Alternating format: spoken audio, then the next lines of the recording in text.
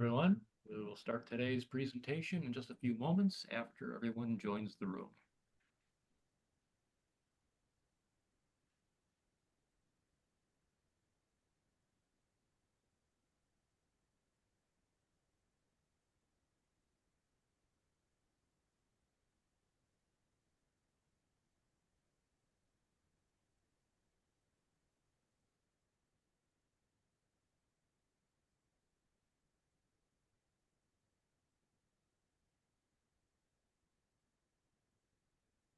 Okay, well, once again, hello everyone, and welcome to today's webinar, Nanoscale Insight into the Dynamic Strength of Fault Surfaces During and After an Earthquake. We're joined today by our guest speaker, Dr. Emily Peterman, Associate Professor of Earth and Oceanographic Science at Bowdoin University. And joining us for the Q&A session will be Dr. Catherine Rice and Senior Product Manager David Reinhardt, both of Kamika. Please remember to submit your questions through the Q&A app. And note that this webinar is being recorded and will be available later today on our Thinkific platform for on-demand viewing. And with that, I will toss to Dr. Peterman. Thank you so much. Thanks everyone for joining today and for the invitation to talk. So I'm going to share some of the research that I've been doing in collaboration with some geoscience atom probe experts, Stephen Reddy, David Saxe, and Dennis Fougeroux at Curtin University, as well as earthquake scientist extraordinaire Alexis Alt and her PhD student Jordan Jensen at Utah State University. Our research is really interested in understanding some nanoscale insights into the dynamic strength of how fault surfaces are evolving during and after an earthquake. And so that's what I'm going to focus on this talk on today. But before we get into sort of the research aims and the goals for the research, I really want to make sure that we're all on the same page in terms of what's happening during an earthquake. So I have a series, oops, hold on just a second. It's like I'm a newbie at Zoom here. There we go. Okay, so I have a series of schematic cartoons here that are showing what happens during an earthquake rupture. So in the first panel on the left there, this is a volume of rock where there's no applied stress. This is just meant to be sort of the initial state. And as stress accumulates and deforms the rock, we can see that there's some distortion that occurs, which is shown by that curvature to the volume of rock there. At some critical threshold, the rock is going to rupture and then stress will be released. And that yields a lower stress state post-rupture, as well as this sort of planar rupture surface, which is shown here as that red planar feature. If we now zoom into that rupture surface, that fault plane, and look at what happens when an earthquake ruptures on a pre-existing surface, we again have that distortion that's going on. But if we zoom into the actual fault plane itself, you'll notice that there's a lot of heterogeneity along that surface. There's these hills and valleys that we see at the microscopic level, and stress tends to be focused where those asperities are in contact with one another, which is what's shown by those red sort of highlighted zones in that middle figure there. Again, we'll reach some sort of critical threshold, and then stress will be released when those asperities break. So if we take these sort of schematic ideas and turn them into a three-dimensional diagram, this is what we're thinking about when earthquake rupture occurs on what's called a normal fault. So in this three-dimensional diagram on the left-hand side, we can see that the solid black line there is identifying an inclined fault plane. And along this fault plane, the upper block, which is referred to as the hanging wall, is moving down with respect to the footwall, or that lower block. And this is what geologists call a normal fault. There's nothing like abnormal about different orientations, but this is just the traditional nomenclature. So again, we're going to be zooming into what's happening along that fault plane at the microscopic and nanoscale. So we actually know quite a bit about how temperature, slip velocity, and shear stress evolve during the earthquake cycle. So this schematic diagram here is showing three different phases. So phase 1 is pre-slip, phase 2 is syn-seismic slip, and then phase 3 is that post-slip interval. So initially, we know that the temperature starts off relatively low, and then just like when you take your hands and rub them together, the rocks themselves will heat up along that plane of contact there. But similar to your hands warming up on a cold day, that temperature increase is relatively fast, but it drops off. It's ephemeral. We also know that slip velocity tends to start off relatively low or zero, and that during that syn-seismic slip event, it will actually spike. And then post-slip, there's going to be some settling and adjusting that's occurring along the fault surface itself before it settles down to a low or no slip velocity again. And if we look at the shear stress, which is shown here in blue, we know that there's an accumulation of the shear stress in the system until we get to that critical point at which slip occurs. We also know that shear stress will then start to increase during that post-slip phase. And that's a very typical thing that we think about as happening during the earthquake cycle. So what we don't really understand is what happens to fault strength. So fault strength is shown schematically here as this blue or lighter blue dashed line. And so during phase one, it's thought that it tends to increase along with shear stress, that it drops during that synseismic slip event. But then what happens in that event shortly thereafter, is that we have a range of different behaviors that we have seen, and there's a range of different possibilities for what's happening to the fault itself. It may be that the fault is actually weakening and it ends up at a lower strength state than what it was at the initial or at the outset. Or it may be that it's actually becoming stronger and the resultant fault is actually stronger than what it was initially. So this leads me to the two questions that we're going to be focusing on for today. So the first one is what happens along a fault surface immediately after an earthquake? And then the second one is, does earthquake rupture strengthen or weaken faults? So you might be asking yourself, why are we studying earthquakes at the nanoscale? These seem like really big processes. And so what's the utility in looking at them at the nanoscale?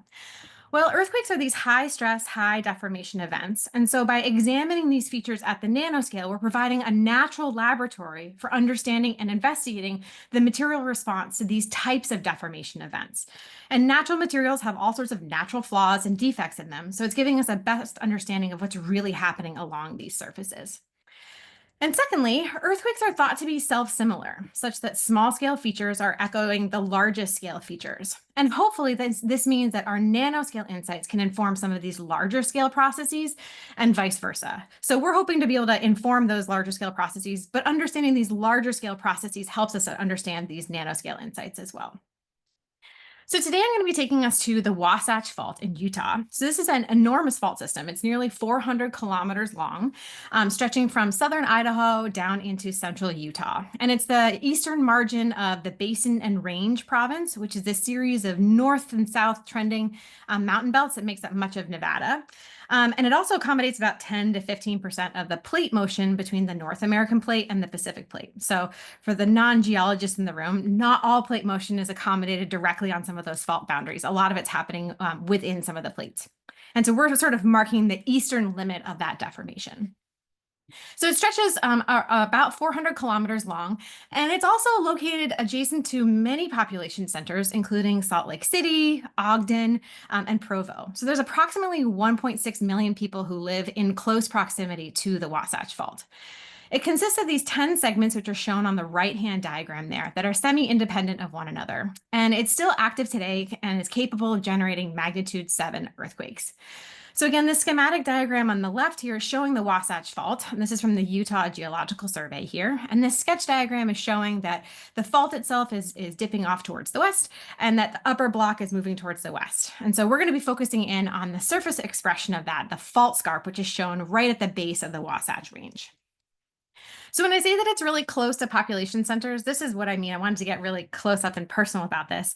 This red dashed line is actually showing the extent of the Wasatch Fault. So when I say it's close to population centers, I mean it's right abutting up against people's homes and communities. So one of the challenges with studying these earthquake-prone environments is that repeated earthquake cycles overprint or can overprint the record of what's happening during a single earthquake cycle. So if we're really interested in studying a single earthquake cycle and what's happening then, we want to focus on fault segments that are minimally overprinted. So kind of at the edges or the margins of where the main amount of deformation is occurring. And it turns out that fault mirrors are ideal for this type of work. So this is an example of what one of these fault mirrors looks like. So these fault mirrors are hematite coated surfaces that are really shiny. So that's sunlight that's glinting off of this particular hematite coated fault surface from Morrison, Colorado. And these surfaces are forming in the damage zone. So the damage zone is the volume of rock that's adjacent to the boundary of the fault itself. And we're showing these hematite coated fault surfaces as these purple lines within that damage zone. So what actually is a fault mirror? So a fault mirror is thought to be produced by earthquake slip. And so they are these hematite coated surfaces, and hematite is an iron oxide mineral that consists of predominantly two different volumes. So as you can see in the middle figure there, there's an undeformed volume of rock, which we refer to as domain 1. And then there's the fault mirror volume, which is that upper portion, that domain 2. And luckily, all of our atom probe needles are going to be tapping in from the top portion of that fault mirror surface down through the upper portion of domain 2. So what's great about these fault mirrors is that they preserve microstructural evidence of these earthquake processes, but they tend to have minimal overprinting. So we can really see what's happening during a single earthquake cycle. All right, so just to remind you, I'm going to talk about these two major questions. So what's happening along this fault surface immediately after an earthquake? And I hope to convince you that we have some really great insight into the mechanisms of crystal growth along these mirror-like fault surfaces during and after earthquake rupture. We also have some really insightful nanoscale geochemical signatures of these high temperature processes that are occurring during an earthquake. And I hopefully will end by telling you a little bit about whether or not earthquakes strengthen or weaken the fault themselves. Okay, so I'm going to take you into our sample location. So these samples were collected along the southern Brigham City segment of the Wasatch Fault Zone. So that's shown off in the right-hand figure as that yellow box. And these two samples were collected just in the edge of that damage zone. So not exactly on the fault scarp itself today, but sort of just inboard of that. And those are shown by those two pink triangles. We first did some sample characterization using TEM, and we also did some EDS analysis with a scanning TEM. And so there's three big things that I wanted to point out from this today. So first, at the top of this sample surface, we see that there is this silica and aluminum rich film, which is that sort of gray flaky material that you can see at the top of that yellow box. And then the second thing is that many of the grains that we're looking at are polygonal, and some of them actually have chock-a-block full of defects. So we see that there's a lot of defects that are inside those individual polygonal grains. And then the third thing is that there are some amorphous silica and aluminum rich features, which we can see both in the TEM image as well as in the EDS analysis, which is shown on the bottom chart there. So that little sort of triangular wedge shape there is filled with silica and aluminum. The next thing we did was to collect some atom probe data. So I'm going to show you, this is the first of three needles that I'll be looking at for today. And there's a couple features that I just wanted to highlight. So first and foremost, on this tip, we were pretty delighted because we managed to capture this Si and aluminum film that we can see at the top.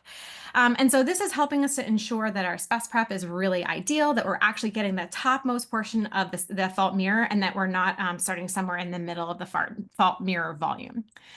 The other thing that we can see right away is that we actually have quite a bit of calcium and minor titanium enrichment within this, which was not observed on the TEM data. And as I spin the atom probe needle off to the side here, you can see that we've drawn some iso concentration surfaces of calcium, and we can see this beautiful feature emerging in the bottom corner of the specimen here. And that's a really nice planar feature that's decorated with calcium. All right, so those are two features that we can see from this specimen. And now I'm going to move on to the next atom probe needle. So in this specimen here, I'm going to start rotating it here. We can see that there's some beautiful grain boundaries that are marked by dominantly this calcium. So we can see this really ornate structure in here. It almost looks like a honeycomb-like structure. They're marking these beautiful polygonal grains. And we can see that there's some grain size variation. They're not all the exact same size, and that may have to do with both the portion of the grain that we're actually capturing, as well as some real variability that we can actually see in terms of the grain size themselves. We can also see that there's some broad enrichment in elements like titanium and aluminum, as well as some clustering of some of the silica. So the next set of images that I'm going to show here, we've drawn in those iso concentration surfaces, and then I'm rotating this around so you can see what it looks like. So again, calcium is going to be shown in orange, and then importantly, we also have the silica iso concentration surfaces here that are shown in gray. So as I take the specimen and rotate it around, we can see those really nice polygonal grain boundaries that are marked by that calcium enrichment. We can also see that the aluminum and the titanium enrichment showing up really nicely in here, and that does not seem to be co-located with some of those other grain boundaries. So to summarize some of the important features that we're able to see, I'm now going to show a couple of those individual element profiles for each of this particular specimen. So again, calcium is largely along those grain boundaries, and that silicon is dominantly in clusters within the grains, and that's what we're seeing sort of in the center portion of this particular specimen here.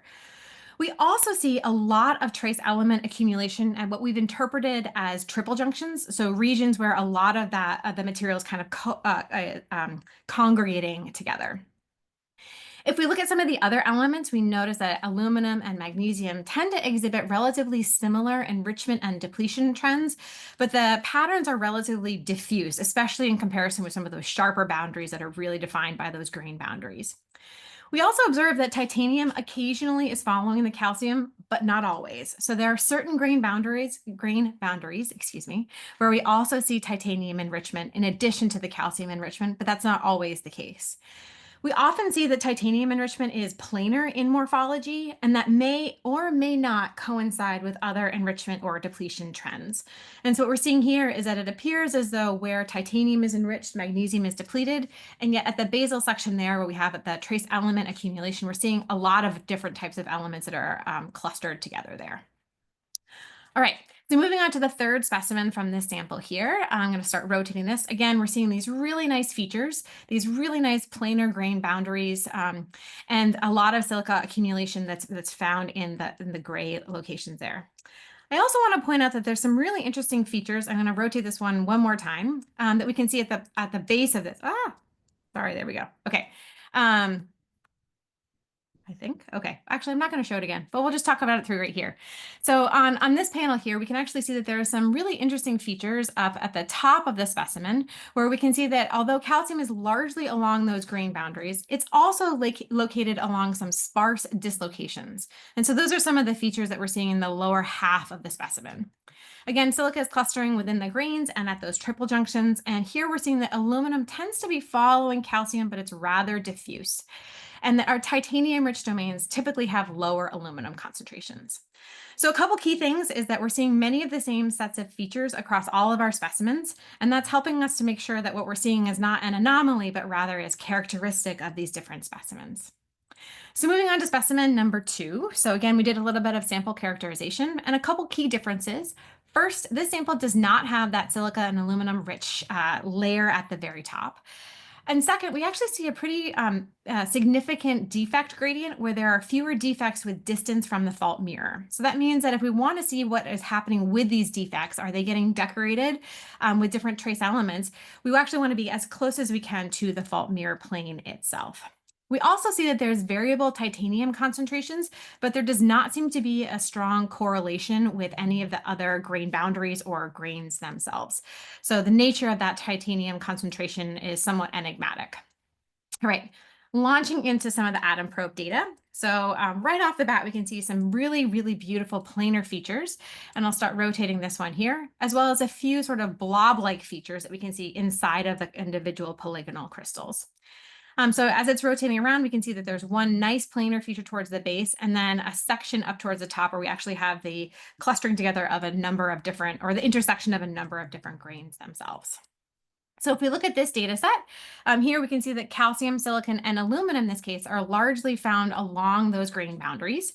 And in this case, we have the silicon and calcium clusters that are found inside the grains, but those don't tend to they don't tend to also be populated with other trace elements. We see some titanium along some planar boundaries, but we have notably few decorated dislocations, particularly given how many dislocations we saw towards the sample surface right at that fault mirror surface itself. All right, so I've shown you a bunch of data, and what I'd like to do right now is to walk you through some of our key findings. So first, we were able to confirm that we had the same elements that we found in the cap for the TEM data, so that was a nice confirmation. And we also found that that cap also contains calcium and minor titanium. We also recognize in nearly every single specimen that we looked at that there's calcium that's found along the polygonal grain boundaries, as well as decorating a few isolated dislocations. The way that we've interpreted this is that these features are indicating that there was a high temperature nucleation event and then followed by rapid crystal growth by grain boundary migration. So as these grain boundaries are sweeping through, the trace elements, or the elements that are at trace concentrations within hematite, are expelled to more energetically favorable locations during these processes, such as grain boundaries or crystal defects. We've also identified that these silicon clusters also sometimes have things like iron, potassium, and calcium, although the distribution and the concentration of these elements varies by specimen. And all of these are found within the crystals. They're not necessarily located along grain boundaries or at sites of between grains. We commonly see a lot of silica enrichment at these triple junctions, and these are those locations that tend to be energetically more favorable for these disfavored or relatively incompatible elements to be located as a result of sort of these high temperature processes. And then lastly, titanium is commonly found along other planar features. And so we know that hematite tends to form twins. And so we speculate that some of these features may be decorating some of those twin boundaries, and that the aluminum and magnesium typically don't correspond with titanium. So we often see that where titanium is enriched, aluminum and magnesium tend to be relatively depleted. So these are some really exciting findings, and it left us with a few questions about what does this mean about the orientation of crystal growth. So one big question that we had is there a crystallographic preferred orientation in fault mirror hematite? So again, this is what that fault mirror looks like in hand specimen. And then at the crystal scale, this is sort of what it typically forms as. They tend to form as these little tabular-like crystals. So as we kind of rotate this around, this is me kind of creating a little video of what that looks like. We actually know what the crystal orientations are. So the C-axis in this case is coming directly in and out of the screen. And then we have three different A-axes, A1, A2, and A3, each of which is at 120 degrees from one another. And so the preferred slip system in hematite is basal slip, so along the C plane in the A directions. And so that's what we might expect to see. So when we look at some of the data that we've collected next, we might be looking to see whether or not there is a crystallographic preferred orientation in fault mirror hematite. And if that were the case, then we might expect all the crystals to sort of be tabular and aligned at the top of the fault plane, and they would yield these stereo net projections, which are those blue circles where we have a constellation of orientations where the C-axis, which is shown in the left-hand column, tends to sort of focus in one area. And then the A-axes might form like three subclusters. If there's no CPO, then we're going to imagine that there will be a broad distribution of these data, that they won't actually be forming any sort of high spots or hot spots in the data. So I'm going to walk you through some of the data that we've collected briefly. So we collected some data from some TEM foils here. And so these data are showing us, the top data is looking, it's inverse pole figure coloring. And so every color there is representing a different crystal orientation. And so a couple key things to note. First, we do see a variety of orientations. And then in the bottom figures, those blue circle figures, we actually see that there's a really strong preferred orientation. And yet that preferred orientation is not exactly what I might have been expecting, where we would have those C-axes up at the top of the pole figure, but rather we're seeing them kind of located in the center of the pole figure. We also did some ground angle measurements of the misorientation within those crystals. So that's what's shown by this center image here. And we can see that there's been some distortion and some bending of some of the crystals themselves. And that's what's shown by the gradient that we see in blue to black. If we look at the next sample, we start to see some similar results here. And so in this feature here, we can see that it has a slightly weaker CPO, but it's still a quite strong CPO. And it's in roughly the same orientation, which I've schematically shown by that little tabular crystal there of hematite. These crystals also seem to have some misorientation within the grains, but there tends to be slightly less bending and distortion. It's just overall rotation themselves. Okay, so getting back to our initial questions, what happens along the surface of a fault immediately after an earthquake? Well, our data collectively have shown that there's crystal growth by rapid grain boundary migration, and our TKD data show that the crystals have a preferred orientation. The atom probe data reveal that there is this high temperature crystal forming processes, and that we're able to differentiate some of these higher temperature processes from the lower temperature processes. So you'll notice that we had the clustering of the elements that we could see along some of those dislocations, and that there were relatively few dislocations that we actually observed, which is in contrast with what the TEM data had showed. And so how we've interpreted this is that the higher temperature data are areas where the trace elements are able to migrate or get caught up in some of those dislocations. But as the fault system continues to evolve, there may be some lower temperature processes that are not activating those same mechanisms. And so many of those crystal defects are not being decorated by the same trace elements that we see at those higher temperature. And so the difference that we see between our atom probe data and our TEM data really allow us and enable us to differentiate between these different temperature processes, which then helps us to establish a chronology of those different events in time and then in space. The second question, so does earthquake rupture strengthen or weaken the fault? Our interpretation is that these nanoscale phenomena are strengthening mechanisms. Now, we're not entirely sure whether or not the fault is actually getting stronger than what it was before, but it does appear as though the crystal orientation and the preferred orientation is consistent with a strengthening mechanism and not a weakening mechanism. And so, what are the implications of this? Well, if we think about this from a broader perspective, thinking about the whole rock system itself, this means that if the fault itself is strengthened, then that may cause strain to delocalize. So as opposed to reactivating some of the same fault surfaces, if those fault surfaces are now becoming stronger, that's going to increase the damage zone, and it may ultimately lead to changes in how that strain is being accommodated by that fault system. And that has some really important implications for forecasting seismic hazards and for thinking about where faults are likely to rupture if the faults themselves are actually becoming stronger. So with that, I'd like to thank you for your attention.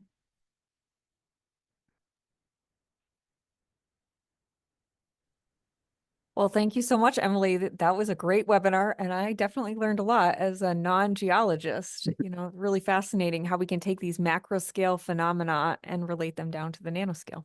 Yeah. Yes, thank you very much. Okay, so we already have some questions rolling in. Great. And this first attendee, this first question, they preface their question by saying, "This is the best webinar." With regard to the webinar, what happens to the structure of crystal lattice as factors, including temperature, increase? So there's a sort of a critical threshold here where the crystals themselves, in order to form, we're seeing these beautiful polygonal crystals that are forming, and so that needs to be happening at higher temperatures. And so we are imagining that we're having sort of flash heating, and we're producing perhaps an amorphization of those materials.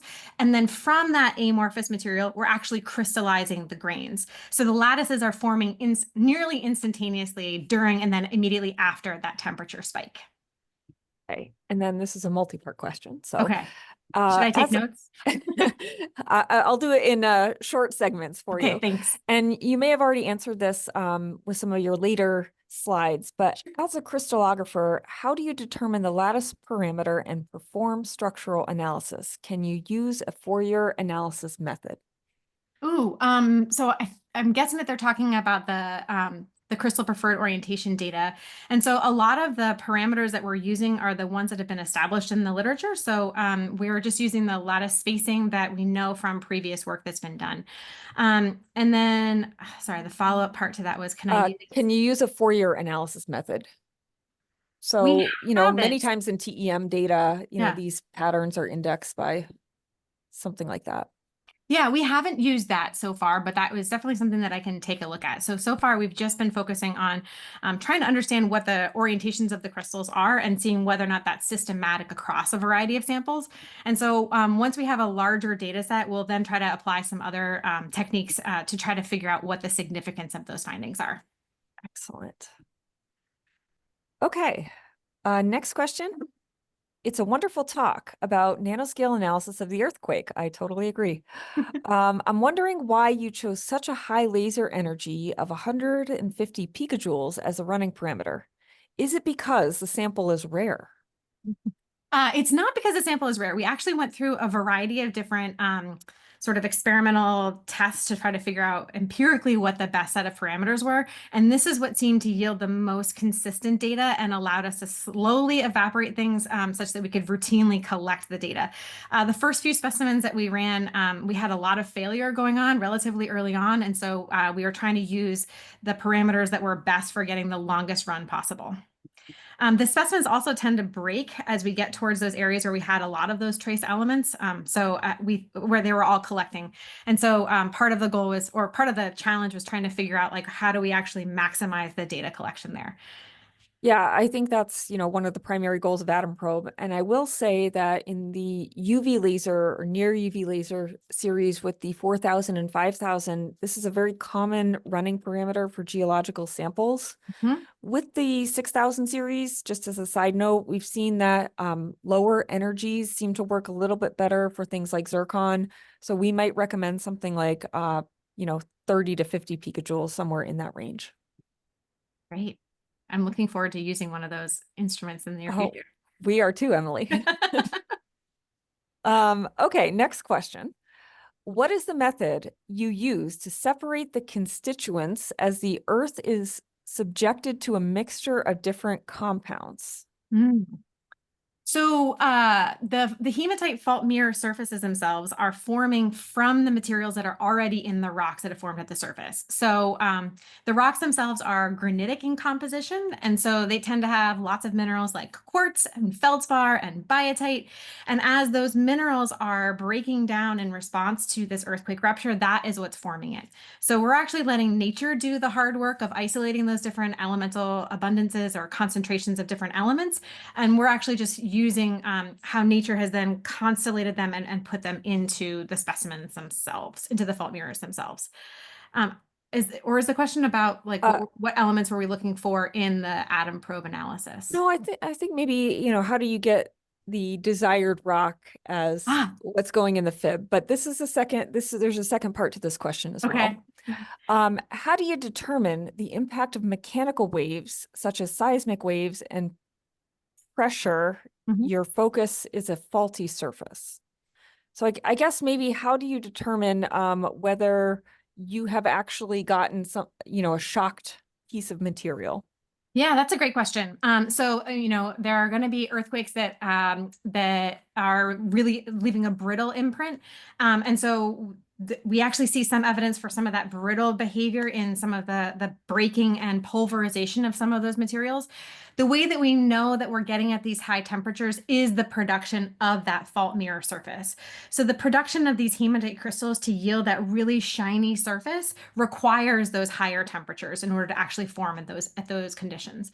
We're actually using a geological test to assure that we're looking at these actual surfaces.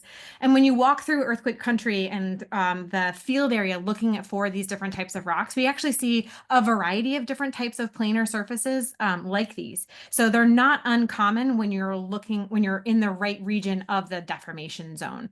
So we're just allowing nature to do the concentrating, and we're focusing on the ones that we can understand. So this is an example where we're using our understanding of those large scale processes to inform what those nanoscale events are. So if we were just looking at the center portion of the rock, we likely wouldn't see any evidence for any of those other behaviors. We're really looking for those high temperature surfaces, which is where we anticipate that slip has occurred. The other thing that I didn't share directly, but if you were paying close attention, there were some white dash lines that were drawn on some of those features. And much like when you use sandpaper, how it kind of leaves those streaks behind, especially if you're using the wrong grit. Does that sound familiar to any of you? You'll end up seeing those streaks that are left behind on the rock. And rocks will do that, that streak will be left behind by the sandpaper. And we see that with rocks all the time. And so we're looking for surfaces where we actually can see that there are these slicken lines. So those are the lines that are produced by those asperities pulverizing and scratching into the surface below. And so that's another piece of confirming evidence that these rocks themselves are a product of earthquake slip. Excellent. Emily, I had a question. So the main or one of your objectives here was to learn more about how the structure changes during the earthquake and what are the implications for forecasting earthquakes. And if I understood correctly, one of the things you found is that you believe it's strengthening the fault line or the fault surface. Yep. And so that future strain accumulation is delocalized.